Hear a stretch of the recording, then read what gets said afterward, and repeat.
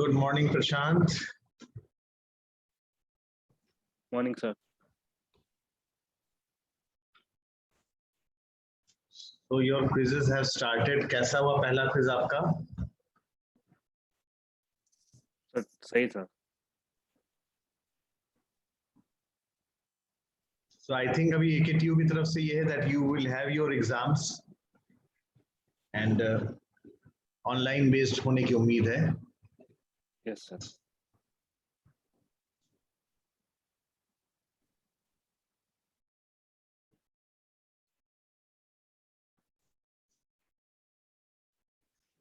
So before others join in, any query which you have, कुछ पूछना तो नहीं है?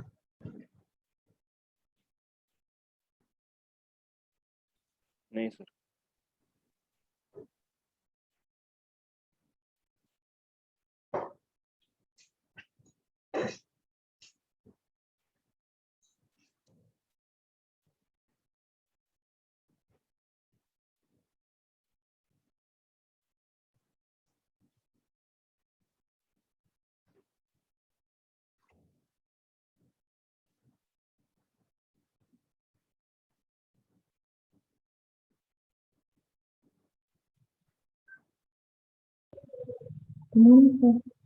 हाँ, मॉर्निंग बेटा, how are you?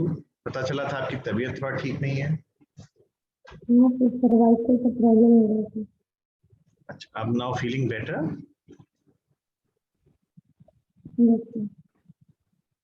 Okay. So take care of your health. अगर आप कभी भी क्लास में लेट भी हो जाते हो तो कोई ऐसा इशू नहीं, बट हेल्थ को जरा आप प्राइम इम्पोर्टेंस बेटा दो. हाँ.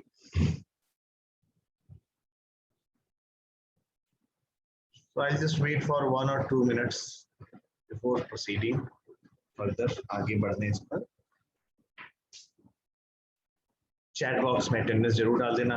कोमल, प्रशांत, आप लोग ने फॉर्म भर दिया ना, एग्जाम फॉर्म? कोई प्रॉब्लम आ रही है क्या? आज बेटा आपकी आवाज थोड़ा गूंज रही है, मुझे क्लैरिटी नहीं आ रही है.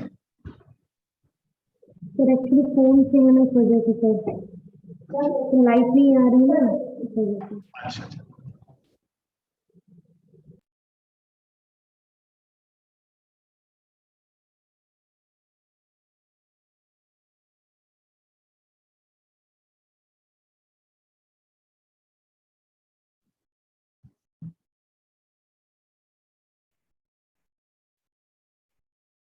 ठीक है. सो आपको जब मौका मिले बेटा भर दो, क्योंकि लास्ट डेट 20 है, और अगर इनकेस कोई टेक्निकल इशू आए, कोई बात आए, so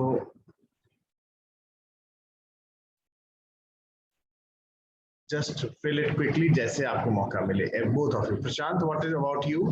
have you fill your form? Sir आज भर दूंगा. ठीक.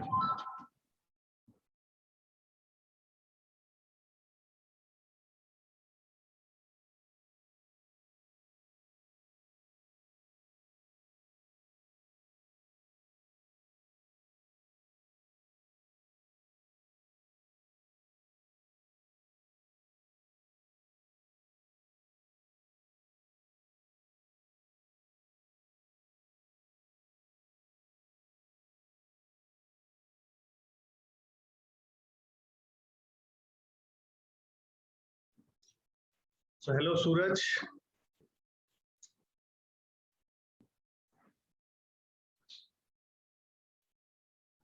Am I audible? Yes, sir. हाँ बेटा. Yes, sir. सूरज, आपने फॉर्म भर दिया? नहीं सर, आज भर देंगे. हाँ बेटा भर दीजिए. आज 15 तारीख हो गई है, 20 तारीख लास्ट डेट है. अगर कोई बीच में टेक्निकल इशू है तो आप बता सकते हो ना, इसलिए कह रहा हूँ.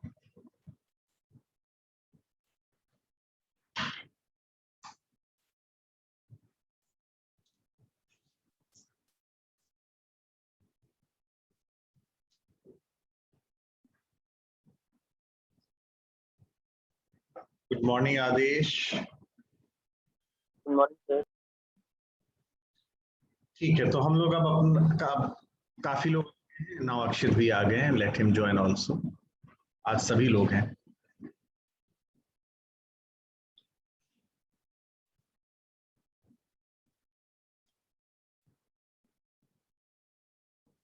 ठीक है, now all of you are present and will start today's class.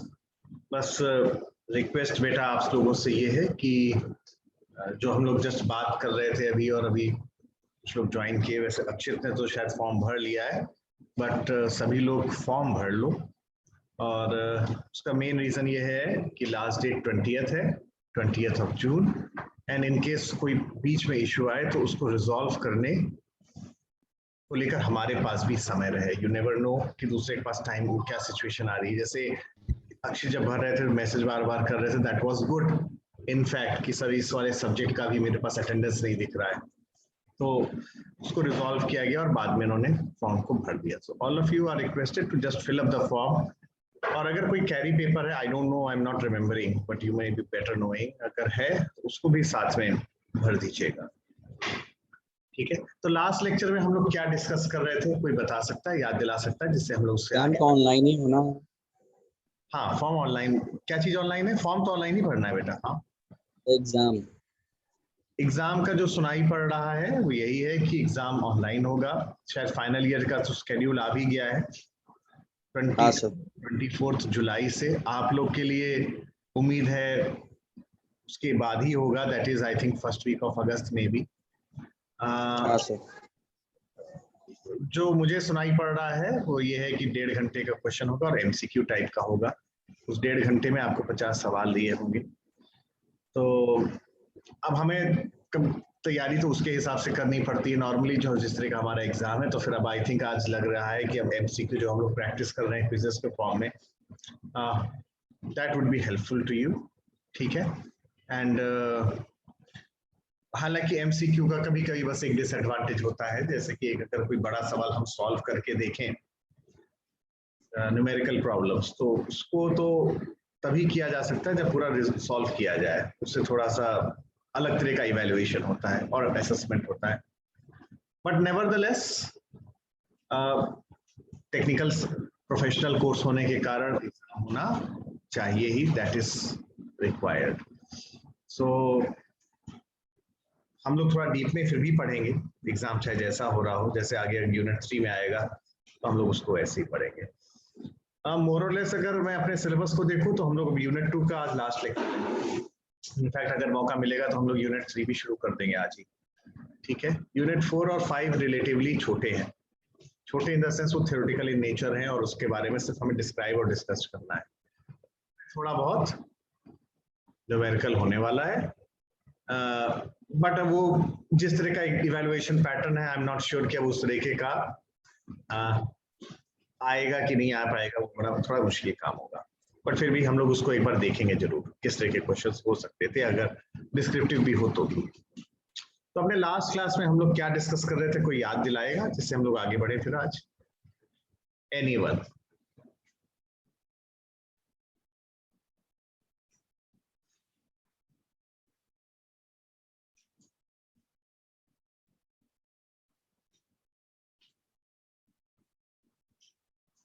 पूरे क्लास की स्ट्रेंथ में आई थिंक कोमल तो थी नहीं पिछले 2 क्लासेस में, बट बाकी लोग तो थे। So can you just explain to me, या आप कम से कम एटलीस्ट बता दो आप लोग क्या पढ़ रहे थे, क्या ऑब्जेक्टिव था?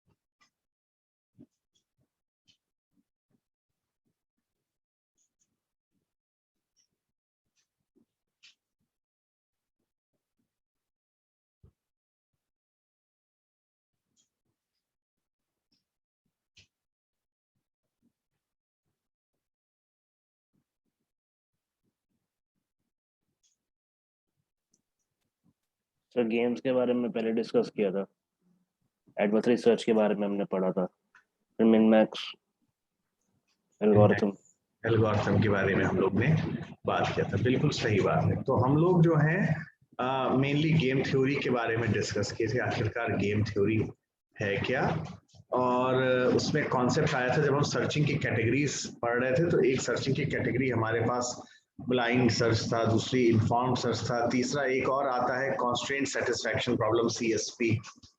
तो we'll have a discussion about it, as such explicitly नहीं लिखा हुआ, बट एक बार मैं डिस्कस जरूर करूंगा जैसे मौका मिलता है। एंड चौथा एक आता है एडवर्सियल सर्च। तो एडवर्सियल सर्च को जब हम लोग डिस्कस कर रहे थे तो एडवर्सियल सर्च के जो प्रॉब्लम्स होते हैं उनको हम लोग गेमिंग प्रॉब्लम ही कहते हैं। गेमिंग प्रॉब्लम का मतलब क्या हुआ, जैसे हम लोग नॉर्मली चेस खेल रहे हैं या टिक टैक टो खेल रहे हैं, तो ये एक ऐसी सिचुएशन है जहां पर जो एनवायरनमेंट है वो कॉम्पिटिटिव इन नेचर है। कॉम्पिटिटिव का मतलब क्या होता है, जब अर्लियर अभी आपने जब एग्जाम्पल पढ़ा हुआ था तो वहां पर आप किसी चीज को सर्च कर रहे थे। जब आप किसी चीज को सर्च कर रहे थे, प्रॉब्लम को आपको दिया हुआ है, सोचते थे, उसको फॉर्मुलेट करते थे सर्चिंग प्रॉब्लम की तरह, और उसमें आप एक स्ट्रेटेजी को अपनाते थे जिसकी वजह से आप प्रॉब्लम को सॉल्व कर सको। एजेंट एक होता था वहां पर जो कि इस प्रॉब्लम को सॉल्व करता था ना। यहाँ पर अगर हम चेस की बात करें तो चेस इज किस तरह, what is the situation here, यहाँ पे दो एजेंट्स हैं, बट दो एजेंट्स कुछ इस प्रकार से हैं जो कंपटीशन कर रहे हैं एक दूसरे के साथ। जब वर्ड हम लोग कंपटीशन बोल रहे हैं तो इसका मतलब क्या हुआ, दोनों एजेंट्स के गोल एक दूसरे के साथ कन्फ्लिक्ट कर रहे हैं। तो ऐसे प्रॉब्लम्स, ऐसे सिचुएशंस में हम लोग सॉल्यूशन ढूंढने की कोशिश कर रहे हैं, वो कैसे मिलेगा, वो कहलाता है adversarial search. So in case of adversarial search things are very much unpredictable. Unpredictable because जब दो लोग खेल रहे होते हैं तो एक व्यक्ति जब खेलता है वो अपनी चाल चलता है अपनी करंट परिस्थितियों की वजह से, बट वो बाद में अगली चाल क्या चलेगा वो अभी अनसर्टेन है। वो किस चीज पर डिपेंड करेगा, तो अगली चाल किसकी आ रही है, अगला चांस किसका आ रहा है, वो आपके अपोजिशन का आ रहा है। तो अपोजिशन फिर अपना वो चांस को चलेगा और उसको ध्यान में रखते हुए फिर जो ये पहला प्लेयर है वो अपनी चांस को चलने की कोशिश करेगा। तो चीजें यहाँ पर थोड़ा सा अनप्रेडिक्टेबल है कि कैसे कौन सा चाल हर पर्टिकुलर स्टेट पे चलने वाले हैं, मालूम नहीं हो रहा है।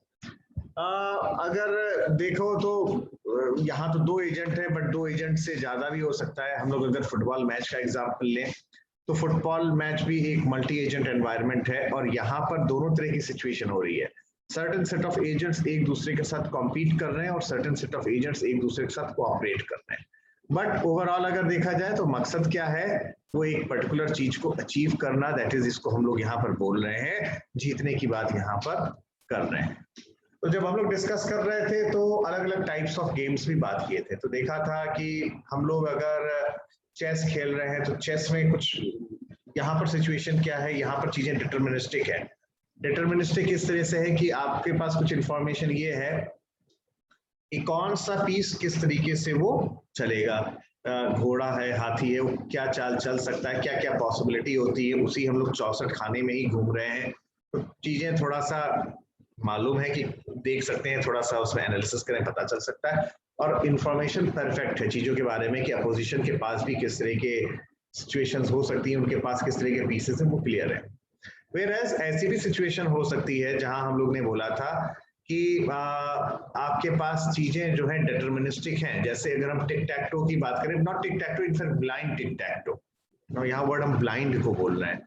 तो यहाँ पर ब्लाइंड टिक टैक टो का मतलब मुझे ये मालूम है कि टिक टैक टो में होता क्या है, but blind in the sense कि हम ये नहीं किस वाले पर क्या डालने जा रहे हैं ये हमें मालूम नहीं है। तो चीजें डिटर्मिनिस्टिक है बट इंफॉर्मेशन इम्परफेक्ट है। या बैटल की बात करें तो बैटल के केस में ऐसी सिचुएशन हो सकती है कि आपको अपने अपोजिशन के बारे में उसके पास क्या क्या चीजें हैं ये मालूम है, बट कब क्या करेगा इस चीज के बारे में नहीं मालूम है। बट कुछ गेम्स ऐसे भी होते हैं जहां पर एक चांस जो है, कुछ लोग लक कहते हैं, हम यहाँ वर्ड चांस यूज कर रहे हैं क्योंकि प्रोबेबिलिटी आता है, तो वहां यहाँ पर वो ज्यादा एक रोल, वो भी एक रोल प्ले करता है। जैसे गेम ऑफ कार्ड्स, तो गेम ऑफ कार्ड्स में आपके पास सिचुएशन ऐसी भी आ सकती है कि वो बहुत कुछ डिपेंड करेगा कि आप क्या करोगे, क्या वो पूर्ण परिस्थितियों पर डिपेंड करेगा कि आपके पास कौन से कार्ड्स आपको मिल रहे हैं। आगे आप बढ़ रहे हो कि मतलब क्या चाल चलोगे, आप तो वही चल पाओगे ना जिस तरह के आपके पास कार्ड है। सो हम लोग ने तमाम तरह के गेम्स के बारे में बात किया था और हमने एक एग्जांपल लिया था कि मान लेते हैं कि हम लोग टिक टैक टो या ऐसा एग्जांपल ले रहे हैं जहां पर हम लोग चीजों को डिटरमाइन करने की कोशिश कर रहे हैं, डिटर्मिनिस्टिक एनवायरनमेंट की बात कर रहे हैं, और उसमें एक एग्जांपल लिया था आपका मिनीमैक्स एल्गोरिथम का, ठीक है। और मिनीमैक्स एल्गोरिथम भी दो लोगों के बीच में वो एक गेम हो रहा है। मैं पिछला बस बता रहा हूँ इसलिए भी क्योंकि शायद अगर ध्यान ना हो तो आपको वो ध्यान आ जाएगा हम लोग लास्ट टाइम क्या बात कर रहे थे। और इसके अलावा यदि आप एब्सेंट थे, जैसे कोमल नहीं थी उस समय, तो उस केस में थोड़ा सा एक बैकग्राउंड बन जाएगा आज के अपने लास्ट टॉपिक के लिए, ठीक है।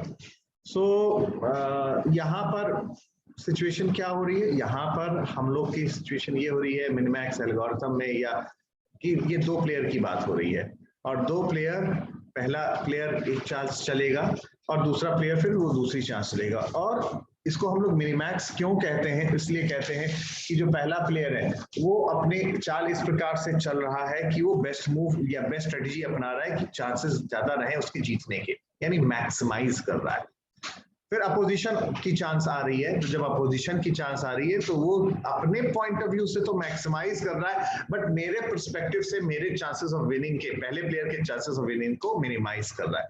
इसीलिए इसको बोल रहे हैं मिनिमैक्स, इस वजह से ही बोल रहे हैं। तो Max is basically trying to maximise its utility, whereas Min will try to minimise the utility. तो जब हम यूटिलिटी क्या है, यूटिलिटी अगर आपके पास क्या है, आप जो जैसे हम लोग क्या करते हैं, चेस की बात करें या किसी चीज की बात करें, उसको सर्चिंग प्रॉब्लम की तरह पोर्ट्रे करते हैं। तो पोर्ट्रे करने का मतलब क्या हो गया, हम यहाँ पे कॉन्सेप्ट ऑफ एब्स्ट्रैक्शन रखते हैं कि हमारे लिए जो एसेंशियल चीजें हैं उसको हम लोग दिखाते हैं, बाकी सारी चीजों को हटा देते हैं। सिमिलरली अगर हम बात करें मिनिमैक्स एल्गोरिथम की या इस तरह की सिचुएशन की, तो यहाँ हम लोग नॉर्मली गेम ट्री को बनाते हैं, एक ट्री स्ट्रक्चर बनाते हैं। ये भी एक ट्री स्ट्रक्चर ही हुआ, यहाँ पर ये जो दिख रहा है आपको, ये भी एक ट्री स्ट्रक्चर ही हुआ। या अगर स्पेसिफिक टिक टैक टो की बात करें तो ये एक पार्शियल गेम ट्री आपको दिख रहा है, ठीक है। तो हम लोग एक गेम ट्री को बनाते हैं और इसमें जो सबसे लास्ट में जो चीज लिखी हुई है लीफ नोट पे, जो वैल्यूज लिखी हुई है 8, 2, 5, 6 इस एग्जाम्पल में लिखा हुआ है, this is known as utility value और यूटिलिटी फंक्शन। फंक्शन नहीं बल्कि वैल्यू है इनफैक्ट यहाँ पर। ये एक तरीके से हम ये बता सकते हैं कि अगर ऐसी सिचुएशन होती है कि हम जो पहला प्लेयर है ये वैल्यू 8 है, तो 8 का मतलब ये हुआ ये कि मैक्सिमम एक तरह से ये रिवॉर्ड उसको मिल रहा है, और कोशिश क्या करेगा प्लेयर 1 जो है वो इसको अचीव करे। तो हमेशा क्या होता है, प्लेयर 1 शुरुआत करता है, और जब प्लेयर 1 शुरुआत करता है तो वो कौन सी स्ट्रेटेजी अपनाता है, वो मैक्स अपनाता है। सबसे पहले वो मैक्स करेगा, अपनी चीज को मैक्सिमाइज करेगा। अब प्लेयर 2 आएगा तो प्लेयर 2 क्या करेगा, वो चीजों को मिन करने की कोशिश करेगा, अपने लिए मैक्स करेगा बट मेरे लिए मिन करने की कोशिश करेगा। फिर ये तो एक ऐसा डायग्राम है जहां एक ही चाल के बाद चीजें खत्म हो जा रही हैं। तो नीचे जो दिया गया है वो यूटिलिटी वैल्यू दी हुई है, तो क्या मैक्स कोशिश करेगा, वो ये कोशिश करेगा वो यहाँ पर पहुंचे जहां पर यूटिलिटी वैल्यू मैक्सिमम हो, और मिन क्या कोशिश करेगा कि मुझे ये कतई ना मिले, रादर हम ऐसी जगह पे जाएं जहां पर ज्यादा प्रॉफिट ना हो। हालांकि इनफैक्ट अगर ये निगेटिव हो तो भी चल जाएगा और ज्यादा अच्छा है। तो हमने एक पूरे एक एग्जांपल को लास्ट टाइम सॉल्व किया था, ठीक है। तो ये पाया था कंक्लूजन में कि मिनिमैक्स एल्गोरिथम, पहली बात तो ये it is a type of depth first search. कभी कभी ये क्वेश्चन आता है, और अब तो एमसीक्यू की बात हो रही है तो ये भी आ सकता है कि डेप्थ फर्स्ट सर्च क्यों यूज होता है, ब्रेड्थ फर्स्ट सर्च क्यों नहीं होता है आपका मिनिमैक्स में। सबसे पहले इसका तो आंसर ये होगा कि अगर हम ब्रेड्थ फर्स्ट सर्च की बात करते हैं तो ब्रेड्थ फर्स्ट सर्च का मतलब ये हुआ हम अक्रॉस द ब्रेड्थ चल रहे हैं, यहाँ पे हम लोग चल रहे हैं। जब हम अक्रॉस द ब्रेड्थ चल रहे हैं तो ये एक मूव है उस प्लेयर का, ये दूसरा मूव है उस प्लेयर का, तो ऐसा तो हो नहीं सकता वो एक मूव को चुने और फिर छोड़ दे, फिर दूसरे मूव को चुने फिर उसको छोड़ दे। ब्रेड्थ के अकॉर्डिंग जितने भी मूव्स पॉसिबल हो रहे हैं उनमें से किसी एक मूव को चुनेगा, फिर वो अगले लेवल पे चला जाएगा। लेवल कहूं या डेप्थ कहूं या और टेक्निकल वर्ड अगर मैं बात करूं तो इसको बोला जाता है प्लाई, PLY। हर एक पर्टिकुलर लेवल को या डेप्थ को हम लोग प्लाई भी कहते हैं। तो इसीलिए ब्रेड्थ फर्स्ट सर्च कतई इस्तेमाल नहीं होता है, रादर डेप्थ फर्स्ट सर्च होता है, and it is a type of back tracking also, because हम लोग पहले देख रहे हैं, नीचे देख रहे हैं कि हम किधर पहुंचने की कोशिश कर रहे हैं, हम उस जगह पे पहुंचने की कोशिश कर रहे हैं जिधर हमें मैक्सिमम मिले। तो एक देखा जाए तो ये कुछ इंपॉर्टेंट पॉइंट्स है जो हमें ध्यान में रखना है। ये थोड़ा सा एक्सपेंडेड गेम ट्री है आपका for tick tech to problem. ये न्यूमेरिकल नहीं है बल्कि एक्सपेंडेड है। यहाँ पर आप अगर देखो तो मैक्स से शुरुआत हो रही है, तो मैक्स के पास जो पॉसिबिलिटीज आ रही हैं ये क्रॉसेस की आ रही है, जहां पर वो प्रोसेस को रख सकता है। तो मैक्स ने ऐसी जगह किया रखा। अब मिन क्या करेगा, मिन करेगा वो ऐसी जगह पे सर्किल को रखे या जीरो को रखे जहां पर कोशिश करेगा मैक्स ना जीते, पहला प्लेयर ना जीते। तो ये मिन के पास पॉसिबिलिटीज आएंगी। तो फिर अगला स्टेप क्या आएगा, फिर मैक्स के पास आएगा पॉसिबिलिटी। तो मैक्स क्या करेगा, अब उस जगह पे जाने की कोशिश करेगा, अब तक जो हो गया सो हो गया, जिसकी वजह से वो मैक्सिमम तक जाए। तो यानी कि ये अल्टरनेट चलता रहेगा, मैक्स मिन, मैक्स मिन, और ये एकदम आखिर तक चलता रहेगा। और एकदम लास्ट में मेरे पास जो वैल्यू दी हुई है, वैसे वास्तव में तो यूटिलिटी वैल्यू दी हुई होगी। इन सब चीजों के बारे में हमने डिस्कशन किया हुआ था। तो कुछ इस तरह का एग्जाम्पल आएगा। ये छोटा एग्जाम्पल है यहाँ पर तो, बट हमने लास्ट टाइम एक बड़े एग्जाम्पल को देखा था। हमने यहाँ पर जब बड़े एग्जाम्पल देख रहे थे तो मैंने यहाँ इस एक लेवल को और बढ़ा दिया था, और नीचे मैंने यूटिलिटी वैल्यूज को रखी हुई थी, और उसकी वजह से फिर मैंने सॉल्व करने की कोशिश किया था। नाउ अगर मैं इसको सॉल्व कर रहा हूं तो सपोज हमने शायद ये रखा था, यहाँ पर मान लेते हैं -1 दिया हुआ है, बल्कि यहाँ पर मैंने दिया हुआ है 8, यहाँ पर मैंने दिया हुआ है -3, ठीक है, एंड सो ऑन। यहाँ पे यूटिलिटी वैल्यूज दी हुई। तो ये अगर डेप्थ फर्स्ट सर्च चल रहा है तो हम शुरुआत यहाँ से कर रहे हैं। तो ये क्या है, पहले मैक्स, ये मिन, ये मैक्स। अब मैक्स से देख रहे हैं तो यहाँ पर अगर देखा जाए तो इसके लीफ पर देखें, इसके लीफ में एक जगह वैल्यू -1 है, दूसरी जगह 8 है। तो इस केस में जो मैक्स की वैल्यू आएगी, इस केस में वो 8 आएगा, क्योंकि अगर यहाँ पर है तो वो फिर जाने की कोशिश करेगा इस साइड में। सिमिलरली अगर यहाँ -3 और -1 है तो हालांकि दोनों नेगेटिव हैं, बट कोशिश करेंगे हमारा लॉस कम हो। तो ज्यादा बड़ा कौन सा है, -1, तो यहाँ मैक्स की वैल्यू क्या आएगी, -1। सिमिलरली हमने यहाँ पर कहा था ये 2 है, ये 1 है, तो यहाँ पर मैक्स की वैल्यू आ रही है 2, ठीक है। यहाँ पर हमारे पास मैंने जो एग्जाम्पल लिया था, मैंने एक लेवल बढ़ा दिया, ये ध्यान रखना, जो ऊपर वैल्यूज लिखी हुई हैं ये मानो कि ये नहीं है, -3 है और ये 4 है मान लेते हैं। तो यहाँ पर मैक्स की वैल्यू क्या आएगी, इन दोनों में बड़ा कौन है, 4। तो एक इस लेवल पे क्या हो रहा है, जब हमने ऊपर से मैक्स मिन मैक्स किया तो ये मैक्सिमाइज कर रहा है, अब ऊपर और जा रहे हैं तो ये मिनिमाइज कर रहा है। तो जब ये मिनिमाइज कर रहा है तो 8 और -1 के बीच में देखा जा रहा है, तो यहाँ पर जो मिन वैल्यू आएगी वो -1 आएगी। यानी जब मिन की कोशिश होगी तो वो कोशिश करेगा कि हम वो इस तरफ जाएं। और सिमिलरली अगर देखें यहाँ पर है तो इधर 2 है, इधर 4 है, तो ये क्या कोशिश करेगा, इसमें मिन की वैल्यू आएगी 2, और वो हम इस साइड जाए। फिर और अगर एक लेवल अब ऊपर जा रहे हैं, नीचे से ऊपर जा रहे हैं ना, तो ए क्या है, ए पर कौन सा प्रोसीजर लग रहा है, वो लग रहा है मैक्सिमम वाला, मैक्स वाला। तो अब मैक्स में किसके बीच में कंपैरिजन हो रहा है, -1 और 2 के बीच में। तो यहाँ पर मैक्स की वैल्यू आएगी 2। तो फिर फाइनली हमारे पास रास्ता ये निकल के आ रहा है, वो ये तय कर रहा है। तो ये यहाँ पर अगर देखा जाए जो फाइनल रास्ता जो तय हो रहा है, जिसके थ्रू ये गेम निकल रहा है, वो कुछ आपका जा रहा है इस तरफ, ठीक है, इस तरह से जा रहा है। भले ही यहाँ पर कोशिश कर रहा था वो इस पर पहुंचे, बट जब मिन की चाल आएगी, दूसरे अपोजिशन की चाल आएगी, वो इधर जाने ही नहीं देगा, रैदर वो इधर ले जाएगा। तो मैं 8 तक तो नहीं पहुंच पाऊंगा पहला प्लेयर, बट वो मैक्सिमम जिधर पहुंच सकता है, जिसकी वजह से जो उसको बेस्ट यूटिलिटी वैल्यू मिल पाए, वो यहाँ पर 2 है, तो इस तरफ जाएगा। तो ये हमने बात किया हुआ था मिनिमैक्स एल्गोरिथम पर, एक एग्जाम्पल को हम लोग ने सॉल्व किया था, ये लास्ट टाइम हम लोग ने डिस्कस किया था। इसमें किसी को कुछ पूछना है? और कोमल, आई थिंक अब थोड़ा सा आपको आइडिया भी हो गया होगा हम लोग क्या बात कर रहे हैं।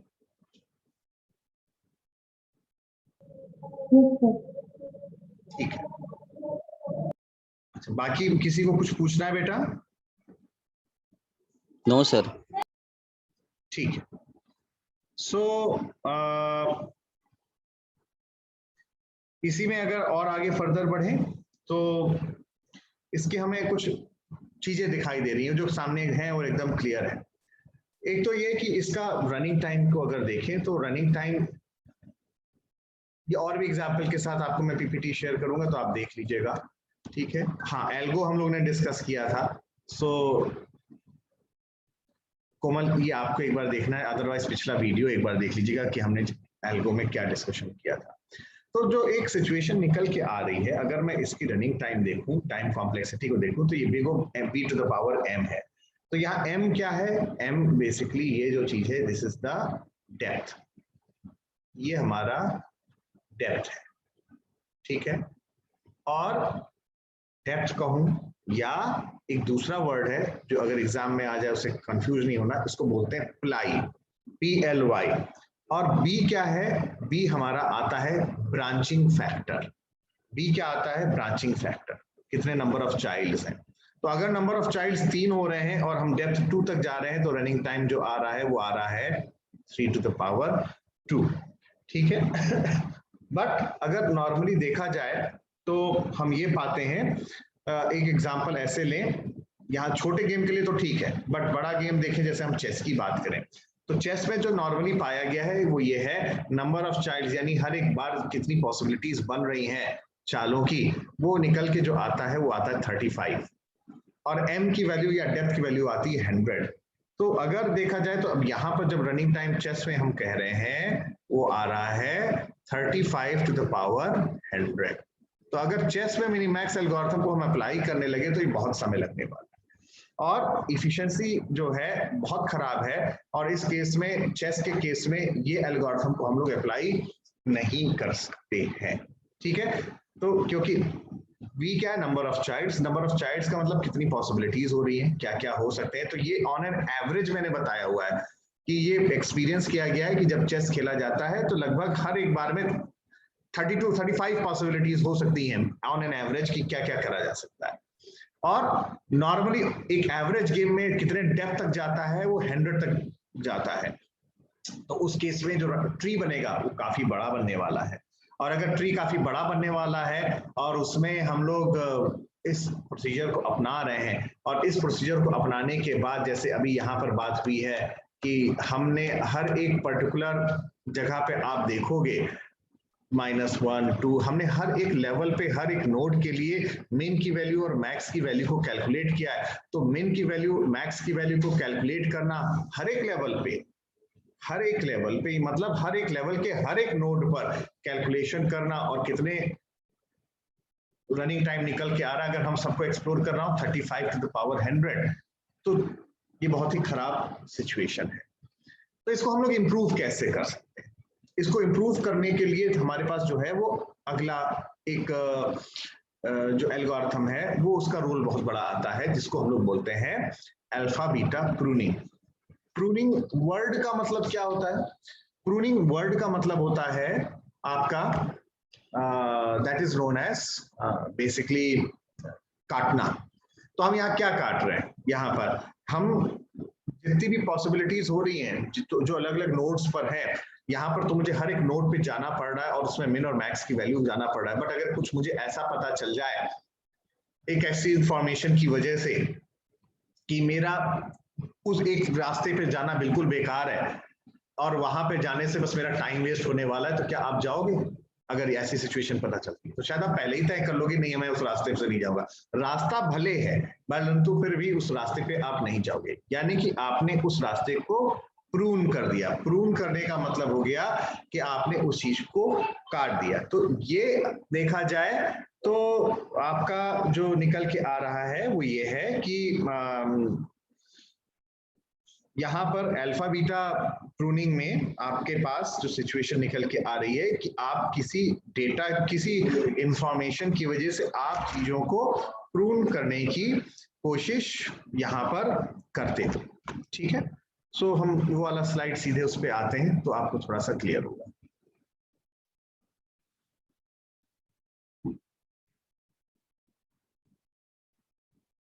एक मिनट,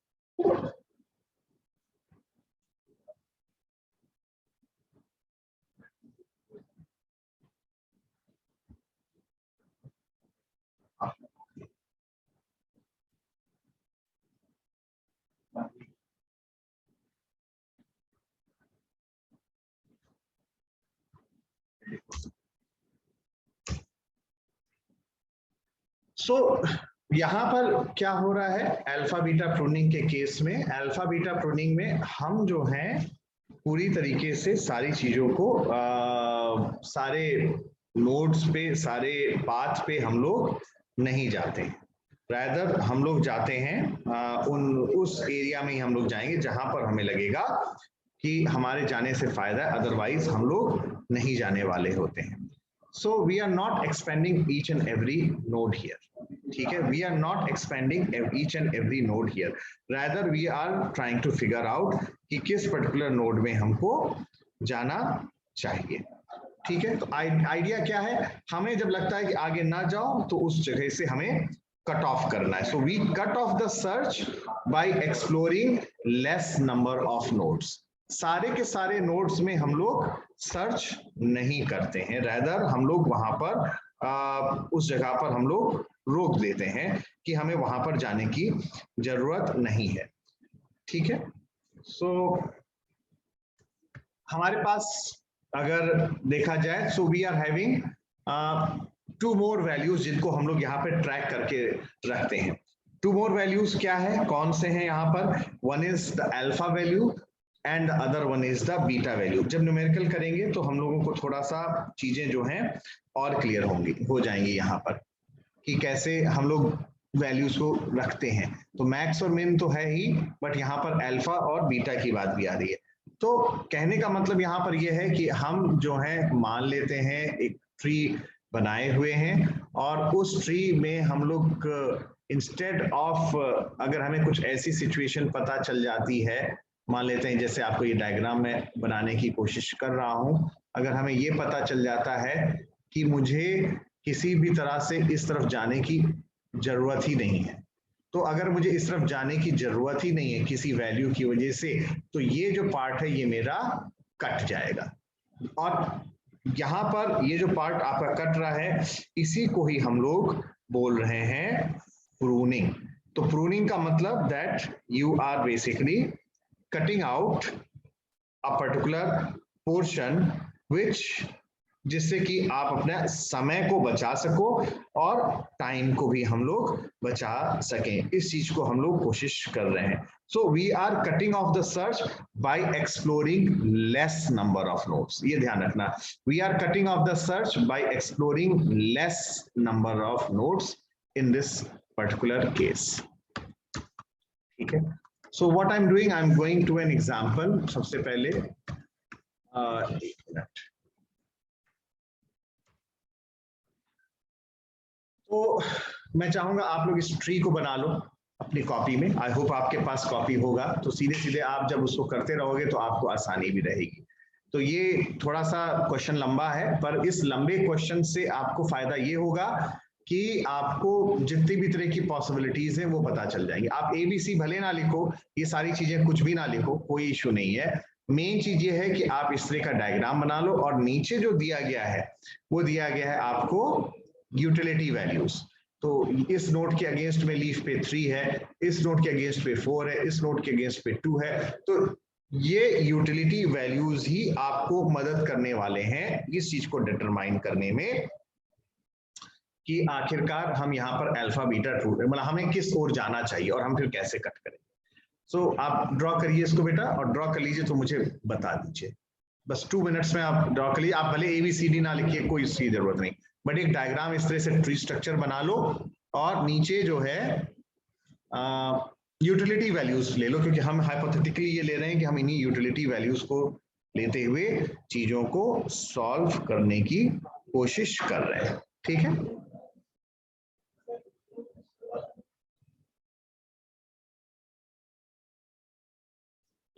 तो इसको बना लीजिए बेटा।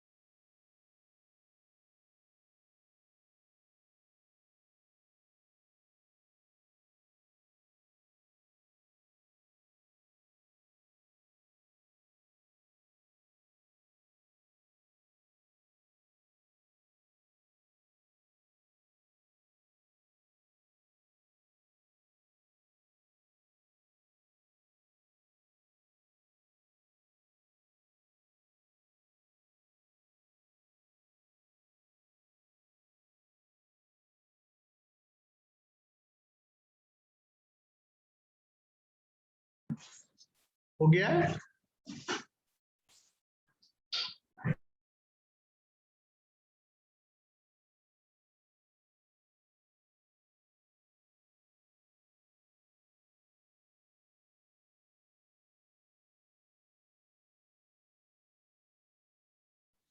ऑल्सो बेटा टाइम खत्म हो रहा है ना, अपार्ट फ्रॉम प्रशांत एंड कोमल अभी बाकी 3 लोगों ने अपनी अटेंडेंस नहीं डाली हुई है, प्लीज आप चैट बॉक्स में अटेंडेंस डाल देना बेटा। और जैसे हो जाए, मैं देख रहा हूँ 4 मिनट रह गया है, आप प्लीज मुझे बता दो जिससे हम आज इस प्रॉब्लम को सॉल्व कर सकें। ये प्रॉब्लम सॉल्व हो जाएगी तो आपको अल्फा बीटा क्लियर हो जाएगा और हम लोग यूनिट 2 के बाद अपने नेक्स्ट लेक्चर में यूनिट 3 से शुरू करेंगे।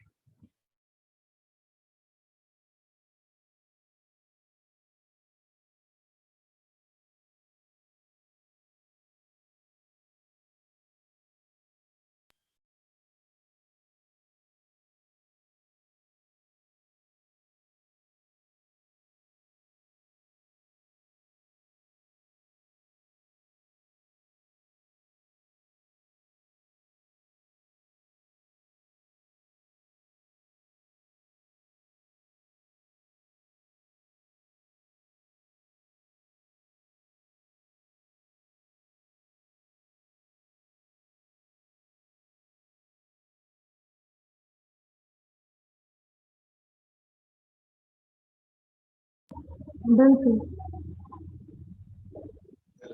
ठीक है बेटा। So what I am doing is that, क्योंकि इसमें सॉल्व करने में टाइम लगेगा और बीच में हम लोग कट हो जाएंगे, what you do is that all of you are requested कि आप लोग फिर से ज्वाइन करो तुरंत और हम इसके बाद इस चीज को सॉल्व करते हैं। ठीक है, प्लीज ज्वाइन अगेन।